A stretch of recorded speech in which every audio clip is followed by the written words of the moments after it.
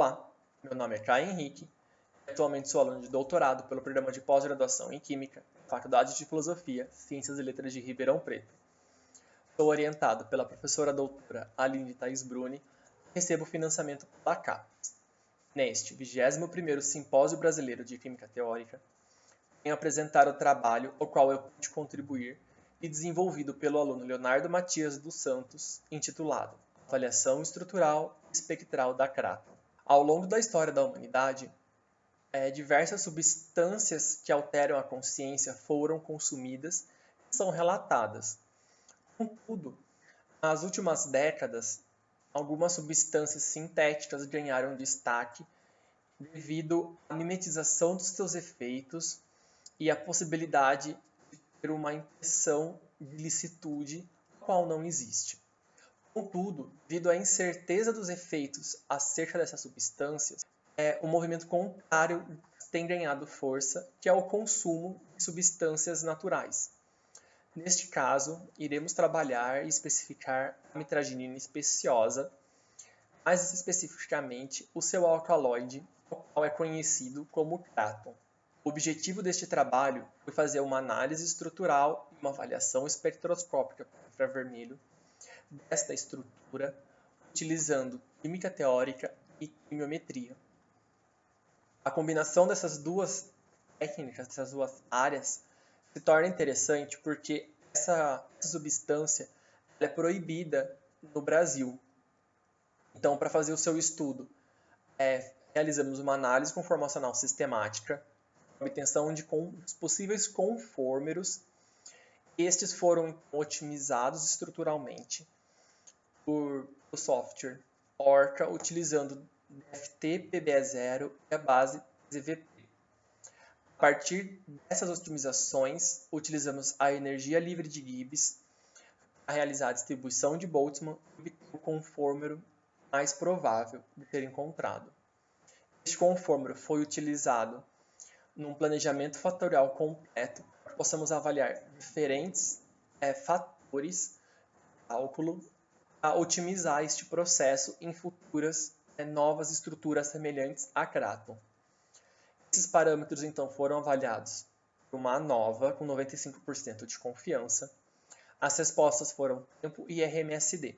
Após essa avaliação, também utilizamos a análise multivariada, o HCA, para avaliar a similaridade desses espectros obtidos pelo planejamento fatorial completo frente ao espectro experimental. A primeira etapa desse trabalho foi a otimização e a obtenção dos conformeros.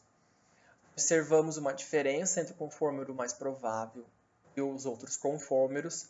A partir da distribuição de Boltzmann, identificamos que o conformero 2 é o mais provável de ser encontrado, assim como a partir do RMSD, comparado com a estrutura cristalografada, o conformero 2 também é o que mais se parece ao encontrado experimentalmente.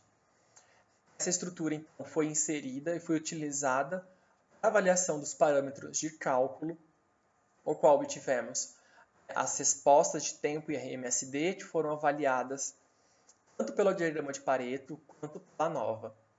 Essa técnica então nos indicou que, ao otimizar o processo e obter o menor tempo computacional e a estrutura mais semelhante com a cristalografada, nós temos que utilizar o DFT-B3LYP, uma frequência analítica, e a correção de dispersão não foi um fator determinante, então optamos por mantê-lo. A partir então desses 8 espectros obtidos, nós utilizamos uma análise multivariada, o HCA, para avaliar essa similaridade entre os espectros. Não utilizamos pré-tratamento, devido à natureza dos dados. A distância empregada na técnica foi a euclidiana, com o método de ligação entre elementos. Foi observado, então, que a primeira separação entre as similaridades foi entre os DFTs, então PBE0 e B3LYP.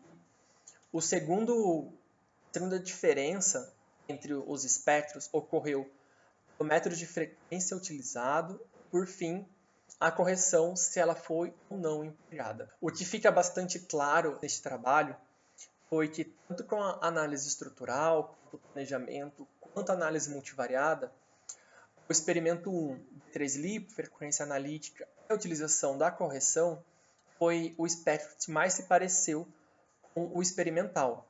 Assim, a união entre ciência e direito possibilita que as ciências forenses cresçam. A gente consegue ter métodos fundamentados em química computacional, sendo comprovados a eficácia. Então, esses métodos ajudam a minimizar o erro dessa detecção, contornar restrições regulatórias, bem como diminuir o tempo exigido e baratear os custos para a obtenção desses espectros. E agradeço a atenção de todos que estiveram aqui.